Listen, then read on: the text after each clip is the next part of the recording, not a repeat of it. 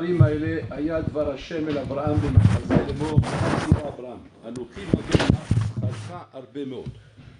Le passage de la Torah ici demande d'Archeni, demande d'être expliqué. Parce que Akash Baruch dit Abraham Avinu, c'est-à-dire qu'il vient le voir comme une voix, il lui dit Altira Abraham, il n'ait pas peur Abraham. De quoi il a peur Abraham? Il s'est battu contre 5 rois, il s'est battu contre une armada de soldats. On ne parle pas de peur ici, de peur rikshit, d'une peur sensible, on ne parle pas de ça. Il dit Anochi Magelach, je suis ton Magen, c'est je suis ta protection. Scharcha arbeme. Là, les Chazal nous expliquent que la peur qu'il a eu Abraham, c'est par rapport à son schar. Pas la peur physique, quelque chose peut l'atteindre ou le faire mourir. Abraham a vu déjà atteint une madriga, il a compris qu'il a une protection d'Hachem. Il a la protection d'Hachem. Donc de ce côté-là, il n'a pas peur. Seulement, il a peur, pitom, de son schar. De son schar, c'est-à-dire quoi? Qu'il a perdu son schar olam haba, qu'il n'a plus de schar olam haba. Qu'est-ce qui pourrait lui faire un safek comme ça? Qu'est-ce qui s'est passé? Makara, pitom, qu'Abraham a venu se pose des questions. Peut-être j'ai perdu ma part au monde futur. Et qu'Hachem doit le tranquilliser. Il lui dit Akash Baruch Hu, Altira Abraham, n'aie pas peur. Altira, Anochi Magen Lach, Srachar Bemod. Ton srar est très grand. Et ma siba chez la paradazé. Est-ce que nous, plutôt, on va se lever un matin et on va dire, c'est j'ai plus olam haba, j'ai plus rien, roulé. Tu dis pas ça, c'est comme ça. Tu dis ça parce que quelque chose s'est passé, quelque chose, makara machou. Alors là, les Mfarshim, ils essaient d'expliquer un malheur, mais un malheur qui n'est pas juste. Mais on va commencer par ce malheur. Ils expliquent en vérité, Abraham Avinu, après ces guerres qu'il a fait, et après avoir eu tellement de miracles, tellement d'unissim et niflaot, et que, sauf, il est quand même sorti survivant de choses qui sont surnaturelles, comme par exemple Ul-Kazdim, on l'a jeté dans une fournaise à bébé, que là-bas c'est marqué qu'elle était tellement, allumée depuis longtemps, que rien que tu t'approches de quelques mètres, déjà tu brûles. Donc à rentrer dedans, tu rigoles quoi. Il est sorti vivant là-bas. Il est sorti vivant de la guerre contre les malachim. Il est sorti vivant de choses qui sont surnaturelles, sans armée, sans rien. Comme on l'a dit hier, il est parti en guerre avec son serviteur Eliezer, qui est le Gematria 318. Et de là, ils ont dit qu'il avait 318 soldats. Mais en réalité, c'était son serviteur. Il est parti de l'Oshamash à la guerre. Comment tu vas dire qu'une chose comme ça... Alors ils ont commencé une fois, il m'a dit que peut-être c'est ça qu'il a peur, Abraham Avinu. Abraham Avinu a peur qu'avoir subi et vivre tellement de miracles, tellement de nissim, que c'est certainement, pour pouvoir me donner ce srout, Hachem a dû me prendre tous mes mérites. Et sur ça, il y a un Shagatarié qui ramène un Yesod là-bas, et qu'à partir de Shagatarié, on voit que ce pshat, il est faux. Shagatarié, c'est Adoua, qu'il était grand rabbin de Metz. Vous connaissez la ville de Metz? Je crois que c'est du côté de Mulhouse. Dans le nom de la France, je crois. C'est une ville qui s'appelle Metz. Donc la ville, elle est là-bas. Et lui, il était grand rabbin de Metz, le Shagatarié. Et ils ont le souhait d'avoir le grand rabbin dans la région là-bas, le Shagatarié, qui était un Gaon à dire, Gaon à Géonim, Shagatarié. Et donc, il vivait là-bas, donc comme le rabbin Akila, et là-bas, à un moment donné, donc il a fini sa keuna de rabbin, et ça y est, il devait quitter, il a prendre de l'âge, donc il devait quitter le Makom. Et l'Akila, ils étaient tellement contents de lui qu'ils lui ont fait beaucoup de cadeaux. Matanot yekarot meod, des matanot très, très, très chers. Pas stam des choses, mais non, en argent, des trucs, vraiment des trucs très, très chers. Et à ce moment-là, il revenait du Beth Midrash. Et quand il est venu Beth Midrash, il voit sa femme chez lui à la maison en train de pleurer. Il dit Makara, lama tzadik el bocha. Il a dit parce que ça y est, achanut olam haba shelanu. On a mangé notre olam haba, on n'a plus olam haba. Alors il s'étonne. Il savait que la rabbinite est intelligente, elle est hachama. Elle ne dit pas des choses comme ça. Qu'est-ce qui s'est passé pour que tu dises une chose pareille? Il dit pas shoot. La Kila nous a donné des cadeaux, mais al ou mais vers de ce qu'on peut imaginer qu'il peut recevoir. C'est genre presque maintenant en argent, une voiture, une maison, la belle quoi. C'est genre vraiment les malam et ateva. À dire ça y est, je dirais que tous les sroudotes qu'on avait, et qu'avec ça je pensais que on a fait ça, maman je pourrais être zoché la olam haba. Ça y est, bon l'olam il nous a réglé. Ils ont envoyé le règlement et Nigmar aussi pour on n'a plus olam haba. Et là le Shagatarié Kishmo Karou, comme son nom, comme son nom, le porte Shagatarié. Il a fait là-bas Shagatarié. Il a poussé le cri du lion. Il a tapé sur la table. Yadou, à la Shagatarié, c'était Yadou, qu'il était très takif. Takif, mérod. Et que quand, par exemple, il était dans l'étude, ou bien quand il transmettait une ashkafa, il avait comme ça un kifout, un tsouma. C'est un truc qu'il faut vraiment faire trembler les gens. Comme un lion. Chagat, on l'appelait pas comme ça, Chagadari. Il faisait trembler les gens. Et là, il a tapé sur la table. Il dit, Lo yakum sheker kase. Sheker shel ha'olam hazeh, yavo לשלם לי את השכר של העולם הבא שלי, אין דבר כזה. Il a dit quoi? C'est שטויות du עולם הזה, une bagnole, une maison en argent, une maison, une baraque, tout ça, ça va payer mon עולם הבא? Mais tu plaisantes, il dit à sa femme. Mais tu plaisantes de quoi? Man dekar shmeh bichlal. Man dekar shmeh, man davar inava mina bichlal. Ça peut me payer mon עולם הבא. C'est rien d'avoir casé. Pourquoi? Parce que mon עולם הבא, c'est rouhani. Ça, c'est des choses gashmi. Ces choses-là n'ont rien à voir avec mon עולם הבא. Bichlal, rien à voir. Et là, c'est, comment dire, c'est comme tu dirais un pourboire. Un mavdil, comme un peu un serveur dans un restaurant, ouais. Que maintenant le serveur, pitom, le patron, il le voit en train de pleurer dans la pièce, dans la cuisine. Il dit, pourquoi tu pleures? Il dit, parce qu'ils m'ont donné des pourboires. Et alors, c'est, vous allez plus me payer. Il rigole, le patron. Il dit, mais tu rigoles, quoi. Un pourboire, c'est pas ta paye. Ta paye, tu vas la recevoir. Ça, c'est un pourboire. C'est pourboire, comme c'est marqué, pourboire. Pour t'acheter une bière, voilà. C'est pourboire. Mais ta paye, elle est là. Ça n'a rien à voir. Au contraire, la brioute. Je suis content qu'on te donne. Au contraire, même qu'on te donne plus que ta paye. Mais ta paye, c'est ta paye. Ça n'a rien à voir. Là, pour l'Olam, c'est la même chose. À ma ville, Elle est fatale. Qu'Hachem, pareil. Ce que tu dois recevoir au Olam Baba, c'est Olam Baba. Ça, c'est Avoda Rouchani. C'est Inyanim Rouchanim. Tout ce que tu peux recevoir dans ce monde, même si c'est des choses qui t'impressionnent, des choses qui sont extraordinaires, mais ça reste du gashmi, c'est pas, comme c'est marqué, il y a fait sha'achat shel korat ruah ba'olam haba mikol chaya olam hazeh. Sha'achat, c'est-à-dire quand on dit sha'achat, c'est pas une heure, c'est un instant dans l'olam haba. C'est-à-dire, si tu pouvais maintenant aller un instant dans l'olam haba, on te prend comme ça, on te monte là-bas et on te laisse un instant. Ouais, un instant, genre une minute. Et on te sort de là-bas. Il dit là-bas, il y a fait mikol chaya olam, c'est-à-dire, aucun plaisir dans ce monde, même si je concentre tout ça, je suis une bombe atomique, oui, de tous les plaisirs de ce monde, rien ne peut équivaloir à cet instant que tu as fait dans l'Olam Haba. C'est explicable, inexplicable. C'est marqué, Afilo, Navi l'orata. Un Navi ne peut pas voir ça. Il ne peut pas voir, Bichlal, que ça, à quoi correspond le Ta'anouk du Olam Haba, à se demander, mais qu'est-ce que ça peut être? Qu'est-ce que ça peut être le Ta'anouk du Olam Haba, que tu me dis que si je rassemble tous les Ta'anouk du Olam Haba, c'est pas équivalent. Qu'est-ce que ça peut être? Qu'est-ce qu'il y a? La musique? C'est une boîte de nuit, je sais pas moi, qu'est-ce qu'il y a? Il y a des danseuses, Maïeshama les Ma'ala, qu'est-ce que ça peut être? C'est du tennis, parce qu'en fait, on vient avec des notions matérielles. Et avec des notions matérielles, on essaie de comprendre ce que ça peut être là-bas. En fait, tu comprends que quoi? C'est rien à voir. Ce n'est plus des notions matérielles. C'est pour ça qu'un navi lo yachol. Pourquoi? Même navi qui est navi, il ne peut pas voir. Pourquoi? Parce qu'il a un corps. Son corps humain est un écran qui ne lui permet pas de voir. Il faut que tu sortes de ton corps humain. Tu sois plus dans ton corps humain, tu deviens une prinat neshama, et à ce moment-là, tu peux voir c'est quoi sera olam haba. Mais tant que tu es dans le corps humain, tu peux pas, parce que le corps humain, il fait écran. Et ça veut dire que quoi? Tu vois de là que quoi? Que rien dans ce monde peut équivaloir. Alors c'est comme ça, la question se repose. De quoi il a peur Abraham Avinu? Qu'il a reçu dans ce olam quelque chose, qui a haz shalom, soit un tachum vers olam haba. Et là, le Shagatari, il il dit comme ça. Il dit que il faut bien comprendre la différence entre ce qu'on appelle Nisayon, ouais, Nisayon, et ce qu'on appelle qui n'est pas Nisayon. Alors tout le monde pose la question. C'est la question que tu m'as demandé même toi hier. Pourquoi Abraham Avinu, tu me dis que le premier Nisayon, c'est l'Echlecha? Dis-moi, Urkazim, c'est pas un Nisayon? Tu prends un bonhomme, tu dis comme ça, renie ce que tu as dit jusqu'à maintenant, ouais, reconnais qu'Avodazara, c'est ça la vérité, sinon on te brûle dans Urkazim. Et le bonhomme, il te dit, brûlez-moi. Attends, c'est pas que c'est une Nisayon, c'est une Nisayon à dire, c'est un Nisayon à Tsoum. La preuve, c'est que même c'est ramené comme ça, que Hanania et Azaria, qu'ils ont été jetés dans la fondamentaire, c'est marqué, c'est un Nisayon, c'est un Nisayon chez Shama. Donc tu vois que oui, c'est un Nisayon. Pourquoi on ne ramène pas ce Nisayon comme le premier Nisayon? Et lui, il est Mechadesh un Chidouch Atsoum. Il dit comme ça, Nisayon nikra, Nisayon, Elaim ken menase Adam bedavar ruchani. C'est Atsoum, c'est Chidouch qui dit. Tout Nisayon, chez menase otra bedavar gashmi, lo nikra Nisayon. C'est Atsoum le Chidouch qui dit. En français, oui, version en française. Il dit comme ça, toute épreuve n'est appelée une épreuve que si elle touche à ton monde spirituel. Toute épreuve qui ne touche pas à ton monde spirituel, qui touche à ton monde matériel, comme l'argent, le matériel, je sais pas moi, ta maison, tes affaires, une année roulée, ça s'appelle pas une épreuve. C'est pas une épreuve.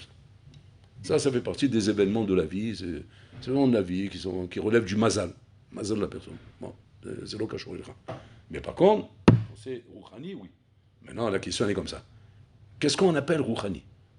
C'est quoi le Guéder? C'est quoi la définition? Parce que c'est très fin, la définition. Chaque chose peut s'appeler Rouhani ou pas Rouhani. Comment on va être Magdi Rouhani? Il dit la Vache Gada, il dit quoi? Il dit Rouhani, Nikra Davar Shunogea d'un Nagat Moussarit. C'est une chose qui touche à un comportement de moralité. Dès que la chose touche à une moralité, ça s'appelle un Nisayon Rouhani. Ça s'appelle un Nisayon. Si ça ne touche pas à la moralité, ça touche à un FSED mamoni, FSED de temps, FSED, je sais pas, physique ou n'importe quoi, mais qui n'est pas en confrontation avec quelque chose de moral, de moralité, qui est la moralité de la Torah, l'ashkava, le comportement de l'homme vis-à-vis de son prochain. Quand on dit la moralité, c'est-à-dire tout ce qui est le moussar qu'on apprend comment un homme doit se comporter, ben adam la makom, ben adam la chavero. Tout ce qui ne touche pas à ça, c'est l'on ikran Israël. Donc regardez bien. Quand on parle, qu'on prend Abraham Avinu, et on lui dit comme ça, tu renies ce que tu as dit jusqu'à maintenant, sinon on te jette dans le Kazim. Ouais. Le Shariat dit, c'est pas un Isayon. Pourquoi? Parce que ça ne touche pas à quelque chose de Moussari. Selon Nogal et d'avoir Moussari. Ça touche à quoi? Ça touche à une idéologie qu'il a dans la tête maintenant, de dire Avodazara, c'est des bêtises. C'est-à-dire, mais c'est pas d'avoir Moussari. Qui dit, ça va pas, il n'y aura pas une nafkamina si tu restes en vie, si tu meurs. Suite de ça. On dira l'histoire qu'Abraham Avinu il est mort. Et pourquoi il est mort? Parce qu'il croyait en ça, et voilà, et on l'a tué pour ça. C'est-à-dire, c'est non le gars les moussards. Par contre, l'Echlecha, c'est nos gars les moussards. Comment c'est le gars les moussards? Comment? Il laisse son père. Il laisse l'endroit où il a fait tout ce travail de Zikouy Arabim, et maintenant il va partir ailleurs, et il va abandonner tout ça. Et comment il peut faire une chose pareille? Là, il rentre dans un shikoul moussari. Il y a un shikoul moussari ici. Shikoul, c'est-à-dire qu'il y a une balance où Kaviachol, on met à l'épreuve ta moralité, tes obligations vis-à-vis de ton entourage, où le bonhomme doit faire un travail très, très, très, très profond de réflexion sur ça. Il ne peut pas prendre une décision comme ça à la légère. Donc ça remet en question ça remet en question toute sa moralité. Et là, quand Hachem lui donne l'ordre de dire Lech lecha me'arsecha molatera me'vetavim, il doit faire attention qu'il y a l'ordre, mais il y a la démarche morale de la personne.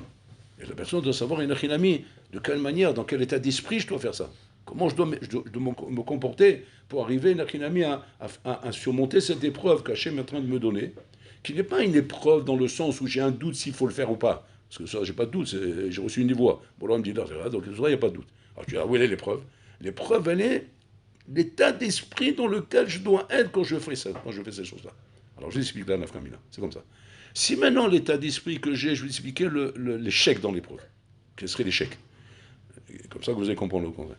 Si maintenant moi je comprends l'Echlecha, l'Anatra, l'Etovatra, comme il dit Rachid là-bas tu auras un Shem, là-bas tu auras une descendance, là-bas tu auras ça.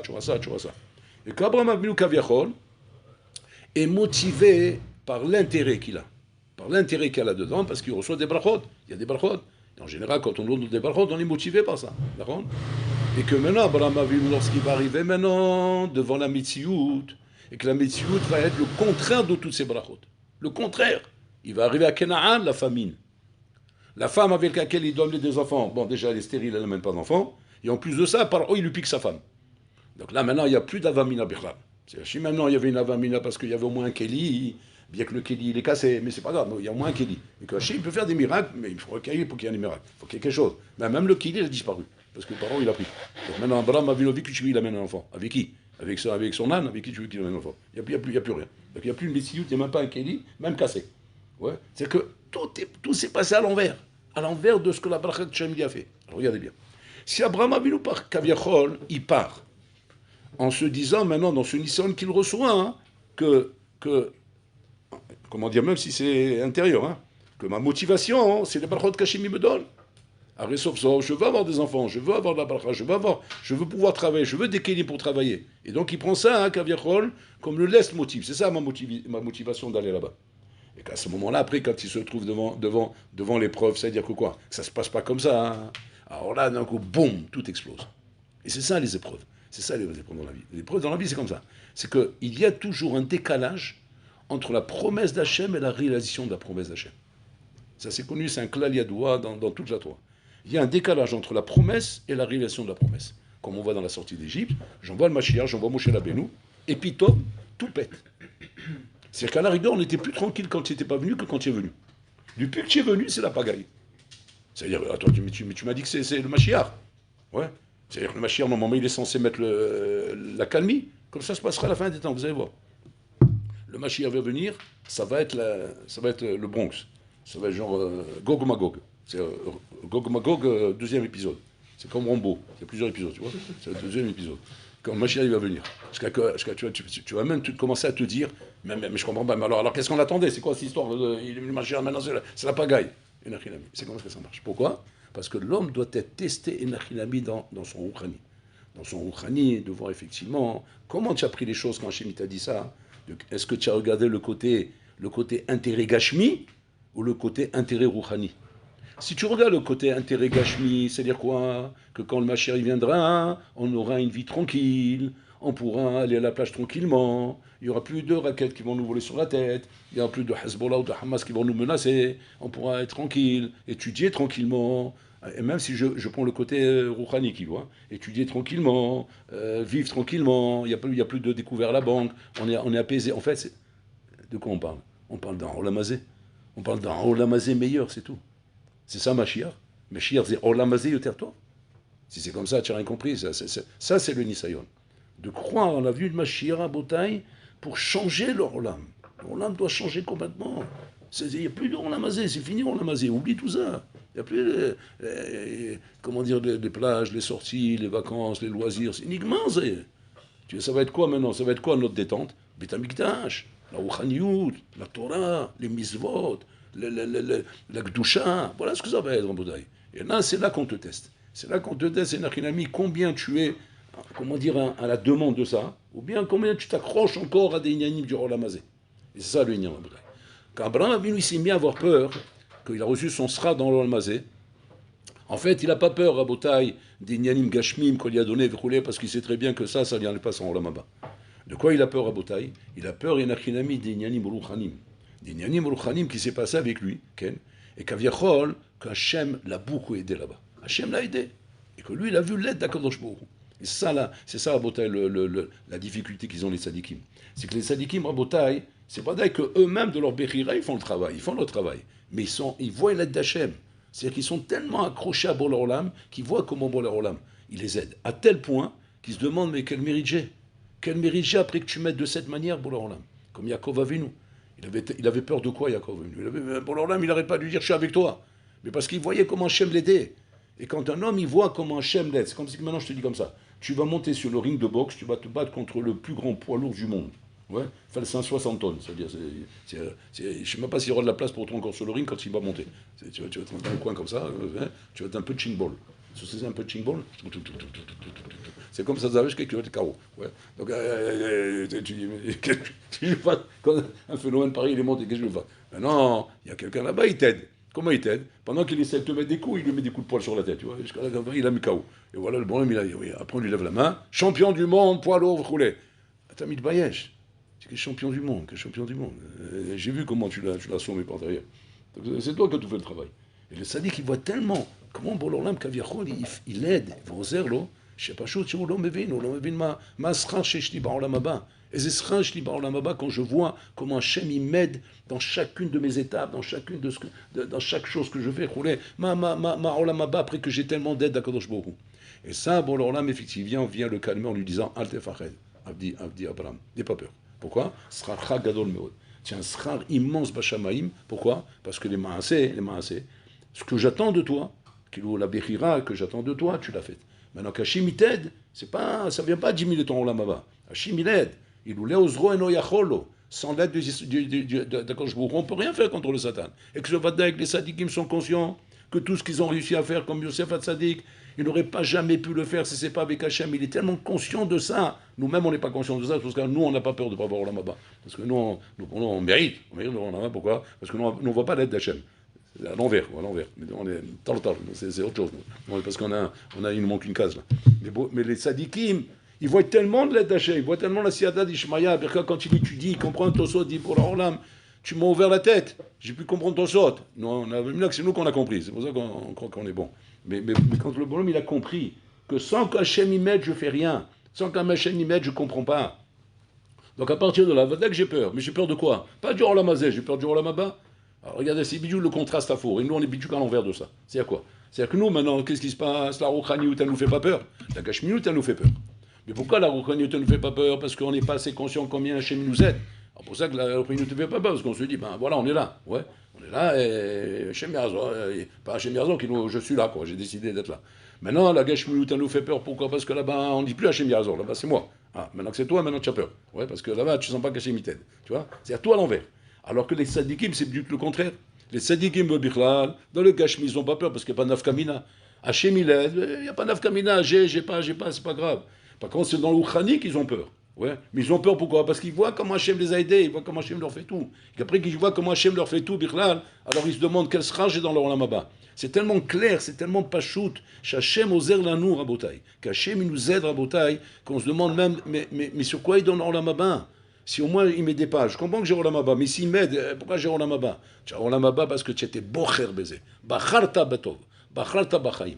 Et Nachinami, après que tu étais bocher bachaim, ani ozenecha. Quand tu étais bocher de toute façon étudié, moi je te fais comprendre le tosot. Moi je te fais comprendre ce qui est écrit ici. Mais ta bechira, c'est ça qui te donne ton srab dans Olam Haba. C'est ça que je lui dis. Il dit Acharé chez bacharta, ani magenecha. Je te donne tout ce que tu veux. Et ça, Rabotai, c'est en fait l'ashkafa qu'il faut s'inculquer dans sa tête. La shkafa nechona qu'il faut bien s'enraciner dans le crâne, de savoir comme ça, de savoir que on n'a pas sur qui s'appuyer à Botaï, on n'a que pour leur olam, que pour leur olam. La seule crainte qu'on doit avoir, comme dit le Shagatarié, c'est ta rouchaniout. Ta gashmiout, elle ne doit pas te faire peur. Parce que pour leur olam, il fait tout. Il fait tout à Hachem Botaï. Si déjà il était dans le rouchani, quand j'ai quelqu'un qui était dans le gashmi, il était dans tout pour leur olam. Seulement la seule chose qui doit le faire peur, c'est le rouchani. Pourquoi? Peur de quoi? Pas peur qu'Hachem ne va pas m'aider. Peur chez où là il y a les lobocher maspik. Je n'ai pas assez une bichira assez forte. Je ne pousse pas ma bichira encore plus haut que ce que je la pousse. Et que peut-être Hachem il m'aide par rapport à ma bichira, par rapport à ce que moi je choisis. Si moi j'ai choisi d'étudier 1 heure, il m'aide pour étudier 1 heure. Mais je pouvais étudier 2 heures, je pouvais étudier 3 heures. Et alors, il m'aurait aidé à étudier 3 heures. Même 4, même 5, même 6. Le problème c'est quoi? C'est que moi à un moment donné je dis stop. J'étudie 1 heure. Et bon là, il t'aide pour 1 heure. Et Hachem te donnera ton sera d'1 heure. Et c'est ça l'erreur qu'on a en Botaï. L'erreur qu'on a, c'est de ne pas comprendre assez combien Ishlanu Siada Ishmael et Kamachem Ozer Lanu Rabotaï. Combien on ne doit pas avoir peur des choses, comme je vous ai raconté sur le tzaddik, je ne me rappelle plus son nom, comment il s'appelle, que les Allemands ils sont rentrés là-bas, il était dans une maison comme ça, isolée, ils ont vu la lumière. Alors, ils sont rentrés les Russes, pardon, c'était les Russes. Ils ont cru que c'était un espion, etc. Ils sont rentrés dans la maison, et ils ont dit attends, Meragel. Tu es Meragel, tu es en train d'envoyer des messages, vous roulez, tu condamnes à mort. Ils ont fait le jugement sur place. Ils ont fait le jugement, les trucs, les témoignages, ils ça est condamné. Maintenant, il sait qu'il a des fous devant lui, c'est Kozak, tu ne peux pas discuter avec eux. Donc il savait que ça y est, il va mourir maintenant. Il va mourir. Regardez c'est quoi son souci. Son souci, c'est quoi? De terminer la Souga. Il veut terminer la Souga. Maintenant, il sait que sous ça, il a Siada Ishmael parce que c'est sa Bechira. Et chaud Bechira, l'Igmor est à Souga, qu'est-ce qu'il fait? Il demande un truc impossible. Qu'est-ce qu'il leur dit? Il dit attendez, vous savez très bien que la loi de Genève, donne le droit au bonhomme qui va être tué de demander une dernière faveur. À qui tu parles? Tu parles avec des sauvages. Mais lui, il ne parle pas avec eux, il parle avec Hachem. Peut-être qu'Hachem lui a accepté. Alors il dit ok, d'accord, tiens bon. Alors il le laisse, ils sont comme ça avec les réfugiés, ils attendent. Et lui, il est en train de faire du hayoun dans la souga, il y avait un bam caché là-bas, c'est la vinte, un rambam brûlé. Entre-temps, il y a une alerte, ils sont partis, ils sont restés là-bas vivants. Ouais. Hachem oser la dame, Hachem il aide le bonhomme, mais il faut que tu sois persuadé de ça, persuadé de bonhomme que combien Hachem il t'aide, et que c'est tellement évident Rabotai cette aide que nous on n'arrive pas encore à comprendre, mais que les sadikim comprenaient Rabotai, à des gars qu'ils avaient peur que ça leur enlevait du Olam Haba, tellement qu'ils voyaient l'aide de Bololam, il n'avait aucun safek là-dessus que Bololam mamash oser la haine, à des gars que là j'ai perdu mon, mais à aucun moment, comme dit Shagatarié, j'ai n'avamina de croire que je perds mon Olam Haba parce que j'ai quelque chose dans le Olam Hazé. Maintenant, il y a le fait Shachaim qui dit un Yesod, là, il dit un Yesod qui a priori contredit, mais qui ne contredit pas. Il dit, mais pourtant, on voit bien que les Shachaim qui n'ont pas Olam Haba, mais ils ont Olam Hazé, et leur Olam Hazé leur paye leur miso dans leur Olam Hazé. Ah, tu vois bien que oui, il y a un paiement de miso dans le miso, mais là-bas il est mis à chef. C'est pas une stirek le Shagatari. Il dit non, parce que là-bas, c'est la valeur que tu as donnée à tes misot. Si toi, la valeur que tu as donnée à tes misot, c'est des valeurs de Olam Hazé, et Nachinami, le Olam Hazé, il paye tes misot. Parce que c'est ça le rire que tu as donné, toi. Toi, tu as donné un rire à tes misot dans Olam Hazé. Alors on te paye l'olamazé. Mais quand toi tu as compris que tes misotes n'ont rien à voir avec l'olamazé, rien au monde peut t'enlever ton olamaba. Rien au monde.